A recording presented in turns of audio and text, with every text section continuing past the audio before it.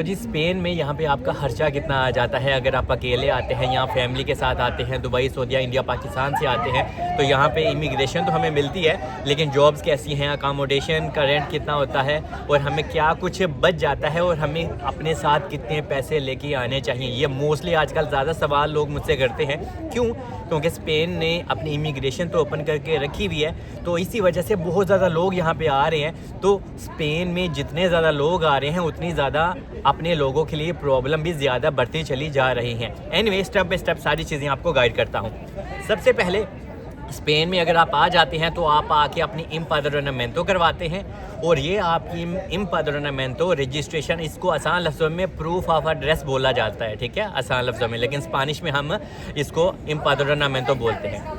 तो जब आपकी ये इम्पाद्रोनामेंटो हो जाती है तो ये आपकी 2 साल चलनी चाहिए और ये 2 साल कटनी नहीं चाहिए। और जब आपके 2 साल कंप्लीट हो जाते हैं तो आप को स्पेन रेजिडेंसी के लिए आपको एलिजिबल कर देता है कि हाँ भाई, आप अपनी टीआरसी कार्ड वगैरह स्पेन की ले सकते हैं और स्पेन की रेजिडेंसी मिल जाए ना, मैं कहता हूँ क्या ही बात है।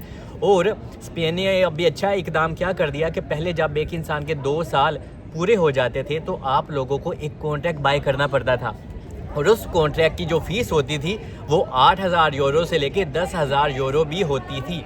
होता तो वो फ्री है, लेकिन आपसे देसी लोग, इंडियन, पाकिस्तानी, नेपाल, बांग्लादेश के लोग जिनके यहाँ पे पुराने डोनर वगैरह हैं, ये रेस्टोरेंट वगैरह हैं या मिनी मर्कादो वगैरह हैं, तो वो आपको कॉन्ट्रैक्ट सेल करते थे। तो जनाब वो ना देते, दुकाना बंद कर देती है ना स्पेन ने, और ये स्पेन ने सबसे अच्छा इकदाम किया है। तो अभी आपके जब 2 साल कंप्लीट हो जाएं तो आपको विदाउट कॉन्ट्रैक्ट ही आपकी स्पेन की रेजिडेंसी मिल जाएगी, और आपके पास इन 2 सालों में प्रूफ होने चाहिए कि हाँ भाई आप स्पेन में रहे हो, कि कैसे आपने गुजारा किया। सिर्फ स्पेन आपसे यही कहता है कि अगर यहाँ पे हो तो हमें बताओ कि आपने ये 2 साल कैसे गुजारे। एनीवे, जब आप यहाँ पे आ जाते हैं तो फिर उसके बाद यहाँ पे आपके चैलेंजेस और ज़्यादा स्टार्ट हो जाते हैं। यहाँ पे लाइफ बहुत ही ज़्यादा हार्ड है, और अगर आप एक अकेले लड़की या लड़का हो तो ठीक है, अगर आप फैमिली के साथ आते हो तो काफ़ी ज़्यादा प्रॉब्लम आपको फेस करना पड़ सकती है। देखिए, मैं पॉजिटिव चीज़ें भी बताता हूँ और नेगेटिव चीज़ें भी बताता हूँ, जिससे आपको हकीकत का पता चल सके। क्योंकि जब लोग यहाँ पे आ जाते हैं ना विदाउट इन्फॉर्मेशन लेके, तो जो वीडियो में आपको सोशल मीडिया पे दिखाया जाता है ऐसी बिल्कुल भी लाइफ नहीं है स्पेन की। और अगर आप अकेले लड़की या लड़का हो तो आपको पहले तो अकामोडेशन बहुत मुश्किल से आजकल मिलती है, लेकिन अगर आपको शेयरिंग में मिल जाती है फिर भी, लेकिन शेयरिंग में आजकल वहाँ पे गंदगी भी बहुत ज़्यादा होती है। बॉयज़ को मिल जाती है, एक रूम में 3 से 4 लोग हों तो आपको जो रेंट पे करना पड़ सकता है, बार्सिलोना और मैड्रिड की बात करूँ तो 200 से 250 यूरो पर सीट का, ठीक है। एक रूम में 3-4 बंदे होते हैं और इसी तरह रूम यहाँ पे शेयर किया जाता है। और कुछ लोग खाना मिक्स बनाते हैं, कुछ लोग सेपरेट बनाते हैं। तो ये समझ लें अकामोडेशन का आप 200-250 रख लें, और खाने पीने का आप 100 यूरो एक्स्ट्रा रख लें। और अगर आप सिगरेट वगैरह पीते हैं, नशे तमाशे करते हैं, तो फिर आपका जो खाने पीने का और रहने का खर्चा है ना, वो एटलीस्ट 450 यूरो आ जाता है।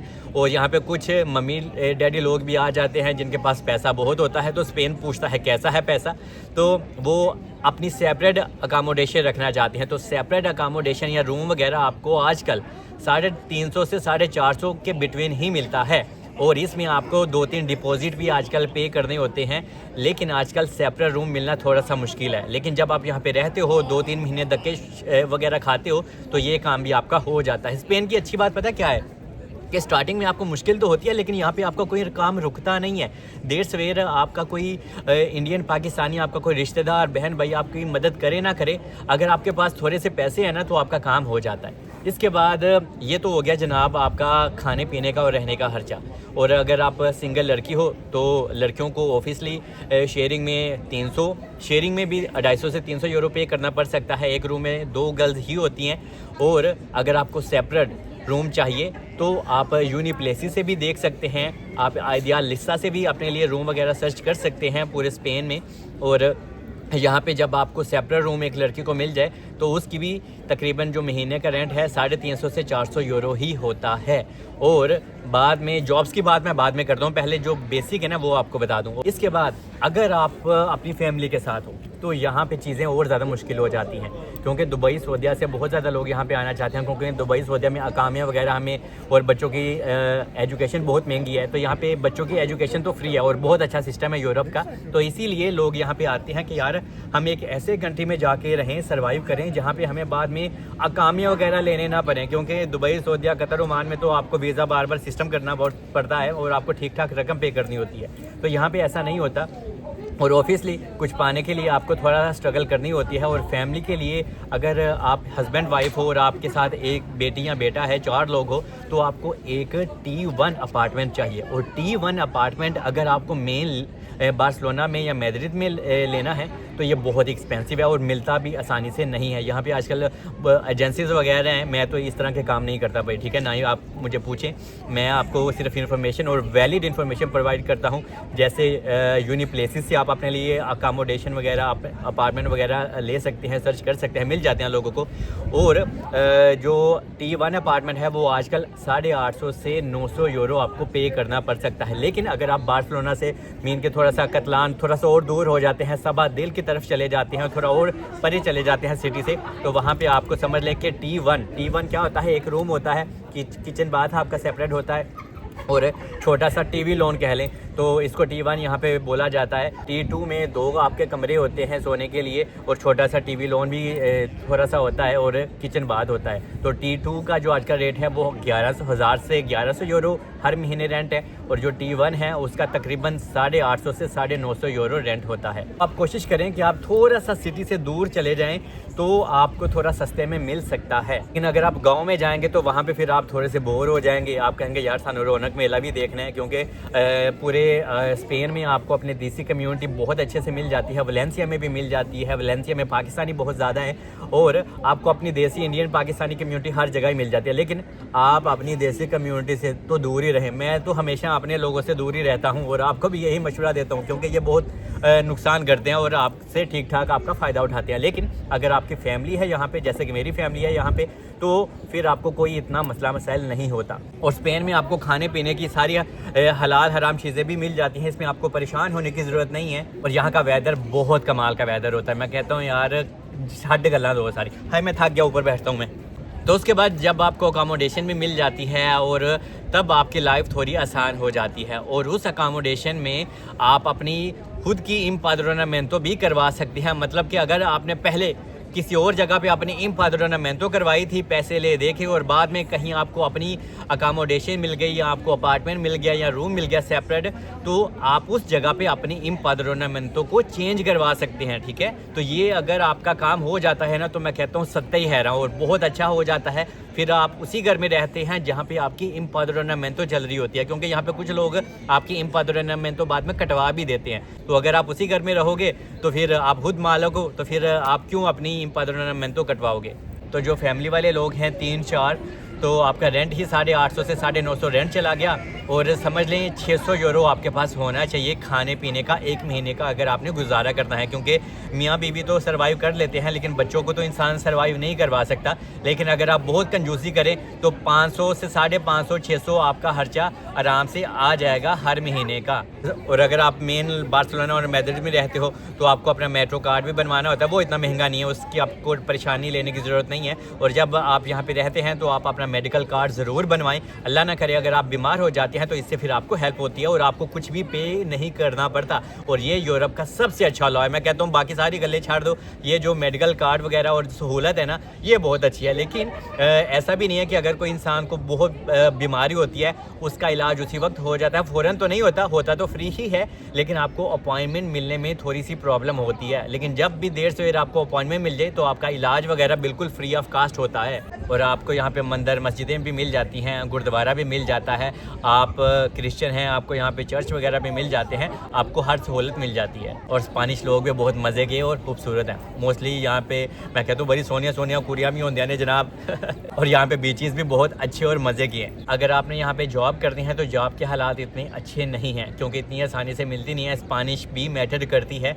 लेकिन यहाँ पे लोग फिर सर्वाइव कैसे करते हैं, सवाल ये है। यहाँ पे लोग फिर ना ब्लैक में, मिसाल के तौर पे आप मेरे पीछे वो बिल्डिंग, ये तो चलो बहुत ही बड़ी बिल्डिंग है, छोटी छोटी बिल्डिंग्स होती हैं, लोग यहाँ पे शीशे या इधर उधर क्लीनिंग का काम करते हैं छुप छुपा के। कुछ लोग अपने देसी लोगों के पास काम करते हैं रेस्टोरेंट में, कुछ लोग फूड डिलीवरी का काम करते हैं, कुछ लोग पिज़्ज़े का काम करते हैं। और अगर आप हस्बैंड वाइफ हो और जब तक आपके पास स्पेन की TRC कार्ड नहीं आ जाती, तब तक आपकी लाइफ थोड़ी सी मुश्किल होती है।